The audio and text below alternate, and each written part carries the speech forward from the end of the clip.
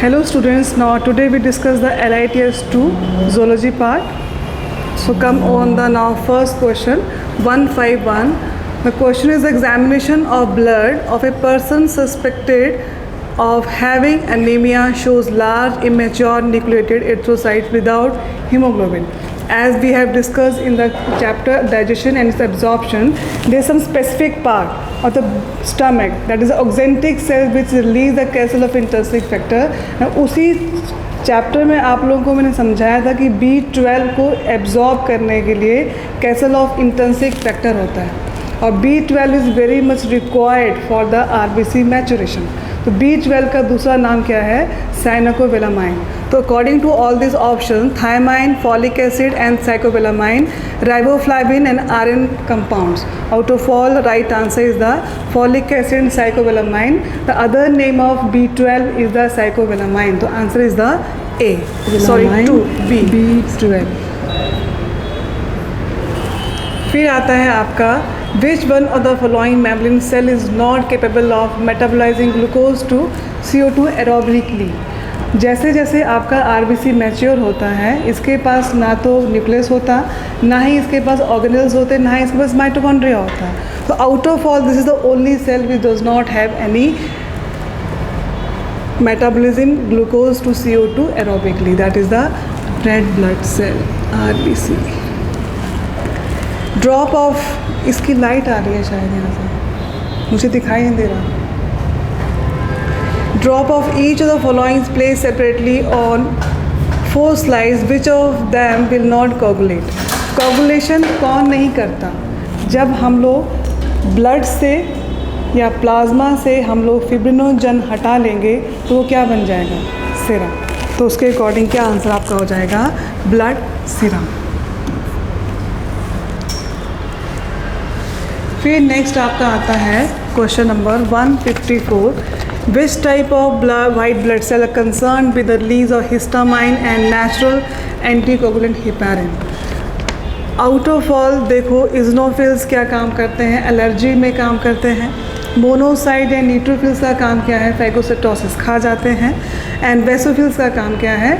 Histamine, serotonin and heparin को release करना. तो उसके अकॉर्डिंग आंसर क्या हो जाएगा आपका? Basophils. Number 4. Next question is according to your diagram and that diagram is also given in the NCERT. NCERT में सेम डायग्राम दिया है, उसमें आपको आइडेंटिफाई करना है कहाँ कहाँ पे कितना कितना partial pressure O2 and CO2 होता है. तो उसके अकॉर्डिंग आपका जो नेक्स्ट क्वेश्चन है 155, इसमें ऑप्शन 4 रहेगा दिस वन, क्योंकि जो आपका A है ये क्या है और आपका B क्या है? A आपका पल्मोनरी वेन है, बी आपका ऑर्टा है, सी आपका इंफीरियर बिना कावा है और डी आपका पल्मोनरी आर्टरी है. तो उसके अकॉर्डिंग डिफरेंट पार्ट में डिफरेंट पार्शियल प्रेशर होगा. तो उसके अकॉर्डिंग जो आंसर दिया गया that is the answer 4. Vena cava takes blood from body parts to the right auricle, ये वाला, एंड इसका प्रेशर रहेगा इतना. फाइन. तो आंसर हो जाएगा आपका number 4. In which pair erythroblastosis fertilization can occur? I already told in the class कि आपका इस केस में एक ही जगह में प्रॉब्लम आनी है. कब? इफ़ RH पॉजिटिव आपके फादर होते हैं एंड RH नेगेटिव मदर होती है और फर्स्ट बेबी RH पॉजिटिव होता है और सेकेंड बेबी भी RH पॉजिटिव होता है, then only problem will occur, otherwise not. Negative होगा तो प्रॉब्लम नहीं आएगी. हमारी बॉडी, मदर की बॉडी ने क्या बना लिए? एंटीबॉडीज़ बना लिए. तो अगर पॉजिटिव आता है तो सेकेंड डिलीवरी के टाइम में मदर की बॉडी में ऑलरेडी एंटीबॉडीज़ होंगे जो कि प्रॉब्लम क्रिएट करेंगे. अदरवाइज बाकी किसी भी केस में प्रॉब्लम क्रिएट नहीं होगा. तो उसके अकॉर्डिंग जो आपका नेक्स्ट क्वेश्चन का आंसर है that is the RH positive male and RH negative female. तो right answer is the this one. The most active phagocytic white blood cells are. Most active phagocytic यानी कि खाने वाले जो बैक्टीरिया वायरस को खा जाते हैं, that is the only 2 neutrophils and monocyte. इसमें की कोई लॉजिक ही नहीं है, डायरेक्ट आंसर है. Question number 158. The most popularly known blood grouping is the ABO grouping. It is named ABO, not ABC, because O in it refers to having no antigens A and B on RBC. So 158 यहाँ पे भी answer दे रखा है 1. अगर इसमें ये लिखा होता है it is named ABO and not ABC because O is in it refers to having. O के बारे में नहीं पूछा होता तो शायद आंसर ये भी हो सकता था. क्यों? क्योंकि आपके RBC के ऊपर एंटीजन A, B के अलावा RH फैक्टर एंटीजन B होता है. तो यहाँ पे स्पेसिफिकली O के लिए पूछा गया है तो O के लिए दिया है तो उसके अकॉर्डिंग आंसर हो जाएगा 158 का A1. The letter is T is T lymphocyte refers to thymus. Direct question है, इसमें कोई लॉजिक नहीं है क्योंकि आपके जितने भी लिम्फोसाइट सेल्स होते हैं वो बोन मैरो में ही बनते हैं, वहीं पे सिंथेसाइज होते हैं. लेकिन कुछ सेल जो बोन मैरो में सिंथेसाइज होंगे, मैच्योर होंगे, उनको बी सेल बोलेंगे और वहाँ से सिंथेसाइज होके थाइमस के पास चले जाएंगे और वहाँ पे मैच्योर होंगे, उनको क्या बोल देंगे हम लोग? थाइमस या टी सेल्स. तो आपका कौन सा आंसर आ जाएगा? थाइमस दिएगा. नेक्स्ट आता है compare to blood our lymph has. Lymph के पास क्या चीज़ होती है, क्या नहीं होती है? Lymph white in colour, lymph के पास आरबीसीज नहीं होते. And now see the options. More RBC, गलती हो गया. नो प्लाज्मा, गलती हो गया. Plasma without proteins, no proteins होते हैं. More WBC and no RBC. That is the according to option right answer is the 4. Blood pressure in pulmonary artery is. Pulmonary artery is whatever the question. First अपना आंसर जो आपको निकालना है options के according निकालना है. Options देखो. Same as that in the aorta, no.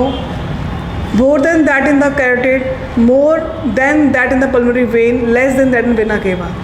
More than that in the pulmonary vein. Fine. Next is the name the blood cell whose reduction in number can cause clotting disorder. Clotting disorder. Neutrophils का काम है phagocytosis. Leukocytes WBC sales हैं. Erythrocyte RBC का काम क्या होता है? O2 और CO2 को ट्रांसपोर्ट करना. रह गए कौन? थ्रोम्बोसाइट. क्या काम करते हैं? क्लॉटिंग का काम करते हैं. तो इसके अकॉर्डिंग क्या आंसर हो जाएगा इसका? थ्रोम्बोसाइट. क्वेश्चन नंबर 162 का दिस वन.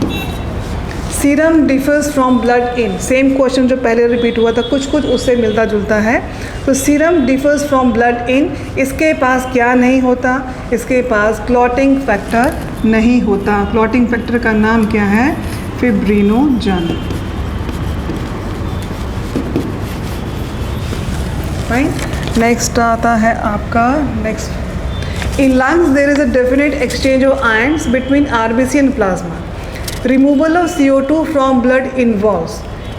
तो इसके लिए क्या लंग्स में कह रहा है कि आपके definite exchange of ions between RBC and plasma. तो CO2 को रिमूव करने के लिए कौन सा प्रोसेस होगा? Efflux of chlorine ion, influx of chlorine ions, influx of bicarbonate ions into plasma और efflux of bicarbonate ion from RBC. According to the option lungs के पास बाइकार्बोनेट प्लाज्मा से RBC की तरफ आता है, लेकिन उसके अकॉर्डिंग यहाँ पे कोई भी ऑप्शन दिया नहीं है. तो अकॉर्डिंग और आपका क्लोरीन आयंस का जो मूवमेंट होता है that is in the tissue level, जो कि प्लाज्मा से RBC की तरफ जाते हैं, लेकिन यहाँ पे वो भी ऑप्शन नहीं है. तो राइट ऑप्शन इसमें हो जाएगी efflux of bicarbonate ion from RBC, क्योंकि का बाइकार्बोनेट आयन आपके RBC से प्लाज्मा की तरफ आते हैं एट टिश्यू लेवल, लेकिन CO2 का वो रिमूवल ही कर रहे होते हैं. तो according to the option answer should be the 4. But actually what will happen, अगर लंग्स पे इसने पूछा है तो लंग्स में यहाँ पे बाइकार्बोनेट का इन्फ्लक्स होता है फ्रॉम प्लाज्मा टू RBC, लेकिन यहाँ पे लिखा नहीं है वो, तो उससे अकॉर्डिंग ऑप्शन हो जाएगी 4. फिर आता है आपके match the following column. So these are the directly match making, जिसमें कि इनकी डेफिनेशंस हैं. तो डेफिनेशंस के अकॉर्डिंग इसमें ऑप्शन 165 का आ जा रहा है आपका 2. फिर नेक्स्ट क्वेश्चन मैच मेकिंग वाला है. ये भी इसमें भी आपका मैच मेकिंग में डिफरेंट टिश्यूज़ में, पल्मोनरी में, सिस्टमैटिक एनवलीज में आपको डिफरेंट क्या देखना है, इसमें प्रेशर्स देखने हैं. तो उसके अकॉर्डिंग आपका आंसर हो जाएगा 4. तो no need to discuss because all things are given in the NCERT directly. Considering the following levels of mention structure and select the correct sequence of the arrangement. जैसे जैसे ट्रैकिया से नीचे जाते हैं तो आपका trachea bronchi, primary, secondary, tertiary और फिर आपका टर्मिनल ब्रोंकियो, रेस्पिरेटरी ब्रोंकियो, सारे के सारे जो स्ट्रक्चर्स हैं धीरे धीरे इनका डायमीटर कम होता जाता है। तो उसके अकॉर्डिंग हमें इनको अरेंज करना है। तो उसके अकॉर्डिंग आपका आंसर जो दे रखा है यहाँ पे 167 का 1, मतलब पहले आपका आ जाएगा प्राइमरी ब्रोंकाई, फिर आ जाएगा सेकेंडरी ब्रोंकाई, फिर आपका आ जाएगा टर्शरी ब्रोंकाई, फिर आपका आता है टोटल पल्मोनरी ब्रोंक्यूल्स, फिर आपका terminal bronchioles and then last में रेस्पिरेटरी ब्रोंक्यूल्स। तो उसके according your right answer is the 167 is the A. Next is the 168। 168 में आपका आ रहा है connection between pulmonary and aortic arches, ligamentum arteriosum, ductus arteriosus, foramen ovale, all of the above. Connection between the in fact all जितने भी यहाँ पे options दिए हैं सारे ही आपके फीटल स्टेज के कनेक्शंस हैं, लेकिन यहाँ पे कनेक्शन पूछा है पल्मोनरी एंड एओर्टिक आर्क्स के बीच में। तो उसके अकॉर्डिंग जो राइट आंसर होगा that is the ductus arteriosus और लिगामेंटम आर्टियोसम, दोनों ही एक है, लेकिन बिफोर आपका जो फीटस स्टेज में हम इस कनेक्शन का नाम तो देंगे, वो देंगे डक्टस आर्टियोसस, और आफ्टर बर्थ जो वहाँ पे मार्क रह जाएगा, लिगामेंट बन जाएगा, उसका इसी डक्ट का नाम हो जाएगा लिगामेंटम आर्टियोसम। तो A and B both are same things, but यहाँ पे पूछा है फीटल स्टेज में, तो फीटल स्टेज में राइट आंसर आएगा डक्टस आर्टियोसस। और अगर आप आफ्टर बर्थ पूछा होता है इस चीज़ में आपका कि connection between pulmonary and aortic arch in a newborn baby या वट एवर, या फीटस वर्ड नहीं लगाया होता तो नाम दिया होता है इसका लिगामेंटम आर्टियोसम। नेक्स्ट क्वेश्चन 169 का है आपका,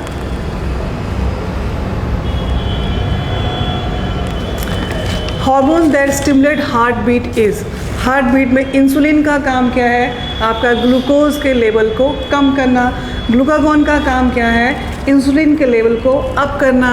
गैस्ट्रिन का काम क्या है? गैस्ट्रिक एंजाइम को सिक्रेट करना। बचा कौन? एड्रेनलिन। तो अगर दिमाग लगाते तब भी और दिमाग नहीं लगाते तब भी आंसर क्या आता है? एड्रेनलिन। और आपको मैंने बताया भी था कि adrenaline always suppose to increase the heart beat. Adrenaline is also released by the adrenal cortex, medulla, and also released by the sympathetic nervous system, जो कि आपका क्या करेगा? एड्रेनलिन जो है वो हार्ट बीट को बढ़ाएगा। Answer is the 2। नेक्स्ट आता है 170 नंबर। 170 में दे रखा है आपका heart beat is accelerated by. Now I think you are confusing here कि sympathetic nerves, because cranial nerves और एसिटाइलकोलिन एड्रेनलिन तो ख़त्म ही कर दो, ये तो होंगे ही नहीं। सिंपैथेटिक एंड एसिटाइलकोलिन हमेशा आपके ब्लड प्रेशर को या आपके जो भी एक्टिविटीज़ होती हैं वो कम करती हैं। बचा कौन? सिंपैथेटिक, हमेशा हार्ट बीट को बढ़ाता है। साथ में adrenaline and non adrenaline always suppose to release by the sympathetic system, जो कि हार्ट बीट को बढ़ाएगा। तो according to the option we have too many times whatever we have written we have done we have do in the books, उसके options के according हमें answers change करने पड़ते हैं। उसके अकॉर्डिंग आंसर हो जाता है ये। न्यूरोजेनिक हार्ट, सिंपलेस्ट क्वेश्चन हमारा कौन सा होता है? मायोजेनिक। ठीक, मैमल्स, यहाँ पे सारे कौन नाम दिए हैं? मैमल्स के नाम दिए हैं, लेकिन इनवर्टिब्रेट्स में क्या हो जाएगा? Neurogenic heart. तो नो लॉजिक, यहाँ राइट आंसर इज द 171 का हो जाएगा 2। Next is the 172। In circulatory system valves occurs in. Valves आपके सर्कुलेटरी सिस्टम में सब जगह ही रहेंगे। Heart and blood vessels of both vertebrates and vertebrate as well as vertebrate lymphatic system. Pericardial fluid is secreted by. Pericardial fluid heart, तो pericardium ही release करेगा according to myocardium. Myocardium आपके heart की वॉल का नाम है, बीच वाली layer का नाम है। पेराइटल पेरिटोनियम, बेसल पेरिटोनियम नहीं है। लास्ट में कौन बचा? पेरिकार्डियम। तो answer is the 4। Which one generate heart beat? पूछने की ज़रूरत ही नहीं है, सबको पता है इसके बारे में। कौन हार्ट बीट को जनरेट करता है हमारी बॉडी में? Pacemaker of the body, ऐसे note. Heart wall is made up of all, epicardium, myocardium, endocardium. तो नो लॉजिक, जो फैक्ट है वो याद करना ही करना है। ऑल।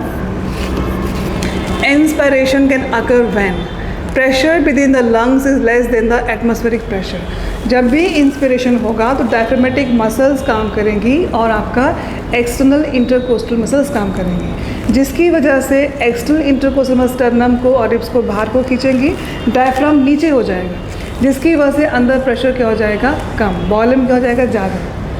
ठीक, तो always pressure with in lungs is less than the atmospheric pressure. तो आंसर आपका क्या हो जाएगा इसके अकॉर्डिंग 176 का ए।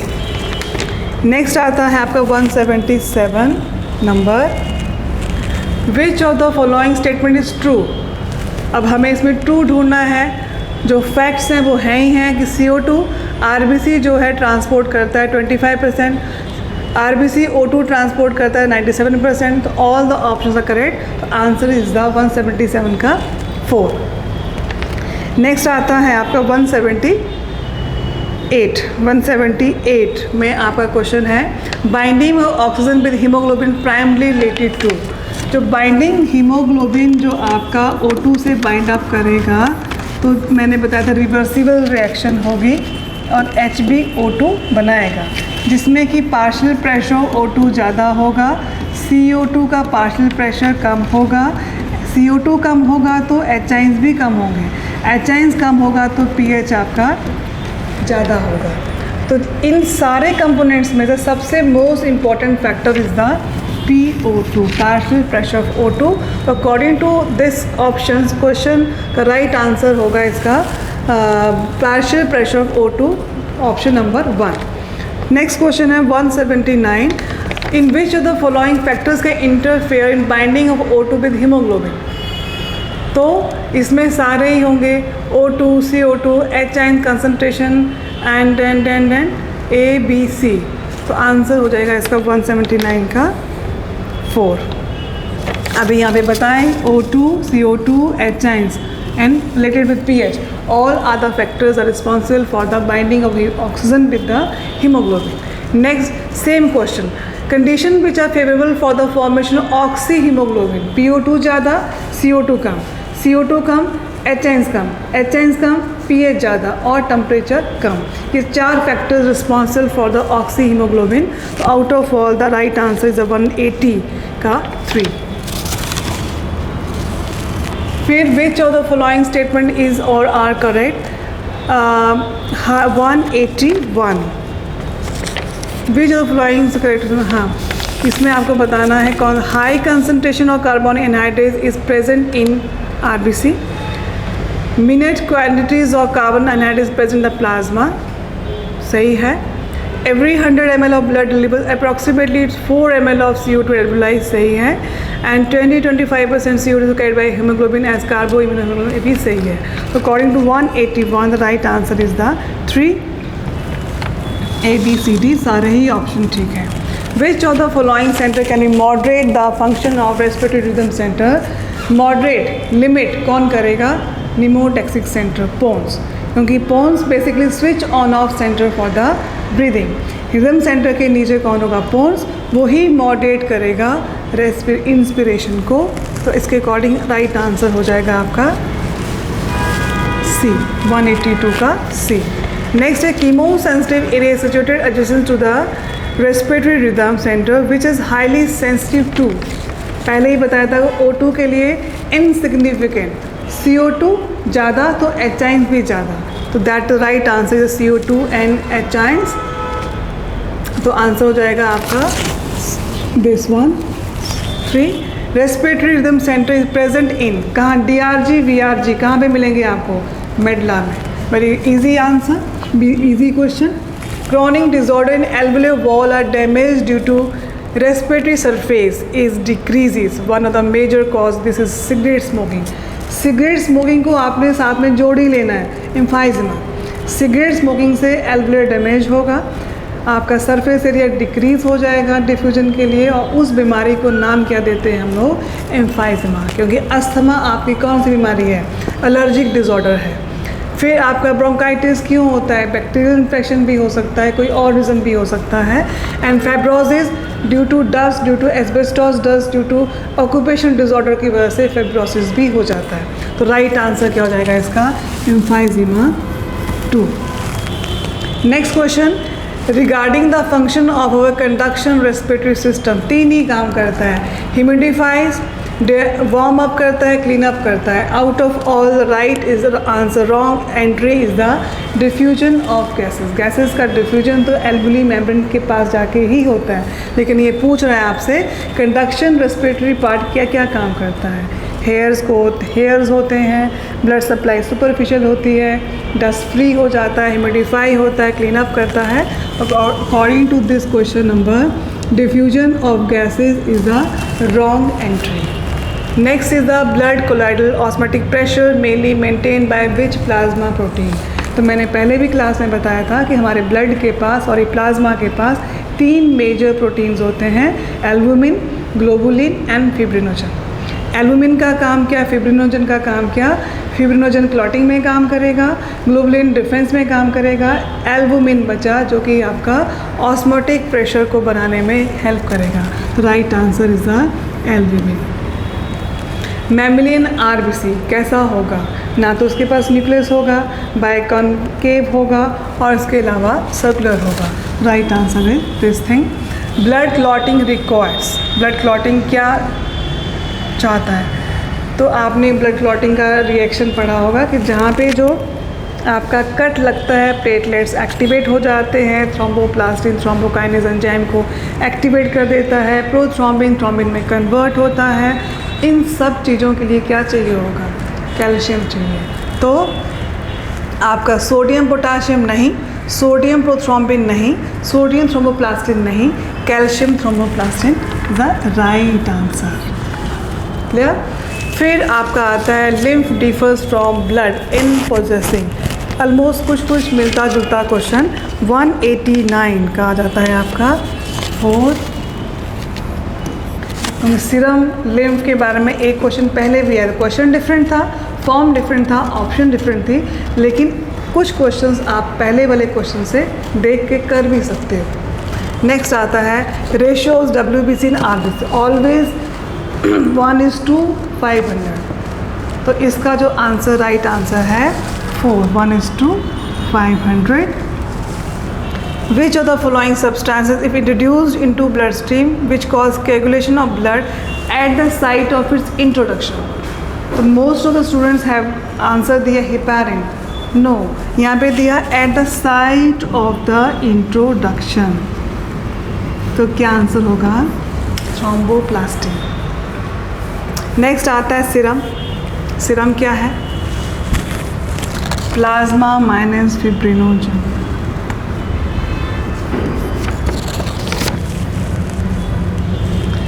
What happens to the O2 dissociation curve of HBpH is decreases? तो क्या होगा? CO2 अगर CO2 अगर बढ़ता है तो एंजाइम्स भी बढ़ेंगे। एंजाइम्स बढ़ता है तो pH डाउन हो जाएगा। तो ये भी क्या पूछ रहा है? अगर pH डाउन हो जाता है तो ऑक्सीजन डिसोसिएशन कर्व किस साइड को मूव करेगी? लेफ्ट साइड को कि राइट साइड को? तो बताइए, that will always right side को। तो आंसर हो जाएगा शिफ्ट टू राइट साइड और सही आंसर क्या हो जाएगा? Right number 2। Next question, oxygen haemoglobin dissociation curve will show right shift in case of. अब मैंने यहाँ बताया CO2 ज़्यादा तो एंजाइम ज़्यादा, एंजाइम ज़्यादा तो pH कम, इन और टेम्परेचर भी ज़्यादा। ये 4 कंडीशंस में आपका जो कर्व है that will move towards the right side. अब बोला कि 4th ऑप्शन जो है हाई 2,3 BPG क्यों दे दिया? कौन है ये? आप लोगों ने पढ़ा होगा कभी अपनी बॉटनी क्लास में कि जब क्रैब साइकिल चलती है उसको O2 चाहिए होता है। क्रैब साइकिल जो एंड प्रोडक्ट्स होंगे वो ETS में चाहिए होंगे। ETS के जो एंड प्रोडक्ट्स होते हैं वो नेक्स्ट ग्लाइकोलिसिस में चाहिए होते हैं और ग्लाइकोलिसिस आपकी ऑक्सीजन की डेफिशिएंसी में चलती है। जब पीछे ही O2 नहीं मिलेगा तो बहुत सारे प्रोडक्ट जो होंगे आपकी क्रैब साइकिल ETS साइकिल बंद हो जाएगी, जिसकी वजह से आपका जो लास्ट साइकिल होगी ग्लाइकोलिसिस वहाँ पे बहुत सारे 2,3 BPG बनेंगे, बाइफॉस्फोग्लिसरोल्स बनेंगे।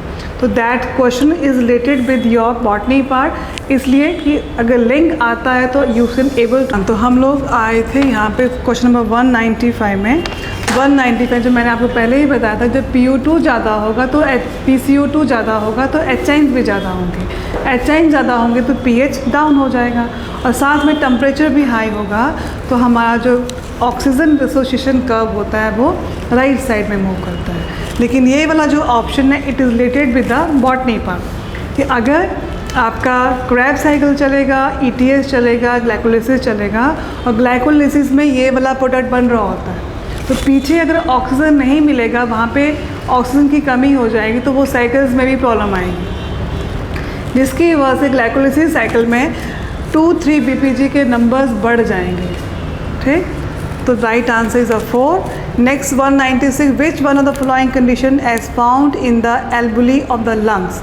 लंग्स में PO2 ज़्यादा होगा, PCO2 लो होगा, फिर लो PO2, हाई PO2, लो PCO2, हाई PCO2, लो PO2, तो उसके अकॉर्डिंग आपका करेक्ट ऑप्शंस होंगे हाई PO2, देन कहाँ गया, low PCO2 and last low HI। So right option is 1, 3 and 4। 196 का आपका हो जाता है यहाँ पे number, option number this one. Binding of CO2 to oxy haemoglobin occurs when, CO2 के साथ binding of CO2 to oxy haemoglobin, उस टाइम PCO2 ज़्यादा होना चाहिए, PO2 कम होना चाहिए इन टिश्यू, क्योंकि ऑक्सी हीमोग्लोबिन कहाँ पहुँचता है, टिश्यूज़ के पास पहुँचता है, और वहाँ पे ज़्यादा क्या होता है CO2, O2 क्या होता है कम, तो PCO2 is high and PO2 is low in tissues, तो PCO2 is high and O2 is less in tissue, तो option number 1 is the right answer. 197। 198 में आते हैं आपके असर्शंस एंड रीजन। पहला आता है silica enters during inhalation causes silicosis, right. Silica silicosis ही करता है, लेकिन अंदर क्या करेगा, फाइब्रोसिस कर देगा, लंग्स के अंदर फाइब्रोसिस कर देगा। तो नेक्स्ट है आपका, इसका रीज़न दे रखा है इन्होंने, elasticity alveolus is destroyed in silicosis. No, elasticity due to silicosis एल्बुली में नहीं होता, डिस्ट्रॉय नहीं होता।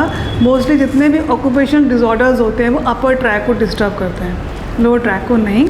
तो इसके अकॉर्डिंग आपका जो नीचे वाला है वो गलत हो जाएगा, तो उसके अकॉर्डिंग आपका राइट आंसर हो जाएगा इसका 198 का नंबर 3। pH of blood is maintaining 7.4, सही है। Sodium is present in blood plasma, ना sodium bicarbonate is present in blood plasma, तो इसका नीचे वाला भी क्या है, गलत है।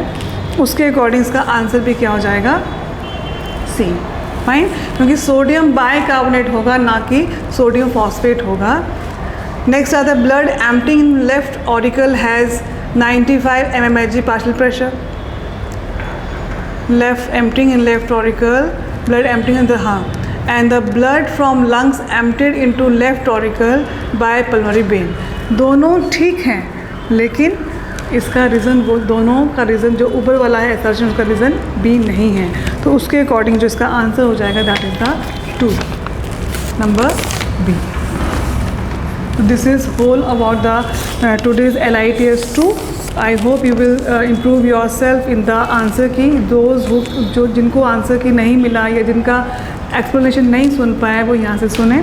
फिर भी कोई डाउट है आप क्लास में आके पूछें, और आई होप कि नेक्स्ट टेस्ट के लिए LITS 3 के लिए और ज़्यादा मेहनत करें और अच्छे से नंबर लें। Thank you.